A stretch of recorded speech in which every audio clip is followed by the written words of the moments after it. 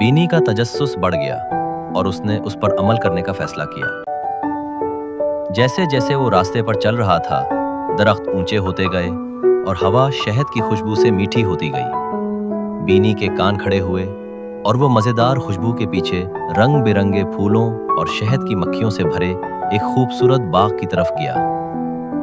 बाग के बीचों बीच एक बहुत बड़ा दरख्त खड़ा था। इसका तने उम्र के साथ मुड़ा हुआ और रगड़ा हुआ था। तने में एक छोटा सा दरवाजा था जिसमें चमकदार पीतल के दरवाजे की दस्तक थी। बीनी के तजस्सुस ने इसे सबसे बेहतर समझा और उसने दरवाजे की दस्तक घुमाई। दरवाजा खुला, किताबों, नक्शों और अजीबो गरीब कॉन्ट्रप्शन से भरा हुआ एक आरामदेह कमरा जाहिर हुआ। एक छोटी सी परी एक स्टूल पर बैठी है जिसके चारों तरफ कागजात और लिहाफ हैं। उसने बीनी की तरफ देखा और मुस्कुरा दी।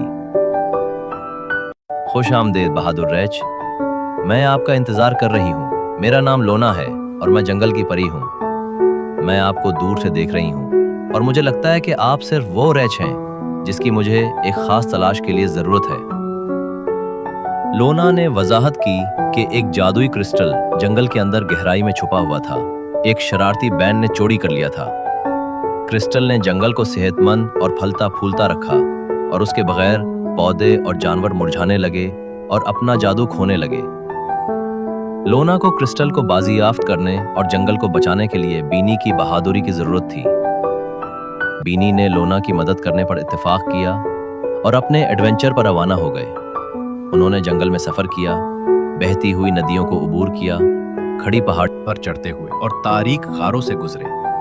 रास्ते में उनकी मुलाकात प्रोफेसर होटेन्नी नामी एक अक्लमंद बूढ़े अलो से हुई, जिसने उन्हें कीमती मशवरे और रिकॉन के ठिकाने का नक्शा फराहम किया। जैसे ही वो ठिकाने के करीब पहुंचे, बीनी ने रिकॉन की हंसी और चहचहाहट सुनाई दी। उसने खिड़की से झांका और एक शेल्फ पर क्रिस्टल को चमकता हुआ देखा। बीनी और लोना ने खुफिया ठिकाने में घुसने और क्रिस्टल को बाजियाफ्त करने का मंसूबा बनाया। बीनी की बहादुरी और लोना के परियों के जादू के साथ वो कामयाबी के साथ ठिकाने में दाखिल हुए और क्रिस्टल को पकड़ लिया। हिफाजत से पकड़े गए रिकॉन ने उनका पीछा किया, लेकिन बीनी और लोना ने उन्हें पीछे छोड़ दिया और फरार हो गए। जैसे ही उन्होंने क्रिस्टल को इसकी सही जगह पर वापस किया, जंगल एक बार फिर खिलने फूलने लगा। पौधों ने अपने मुतहर्रिक रंग दोबारा हासिल किए और जानवरों ने अपनी जादुई सलाहियतें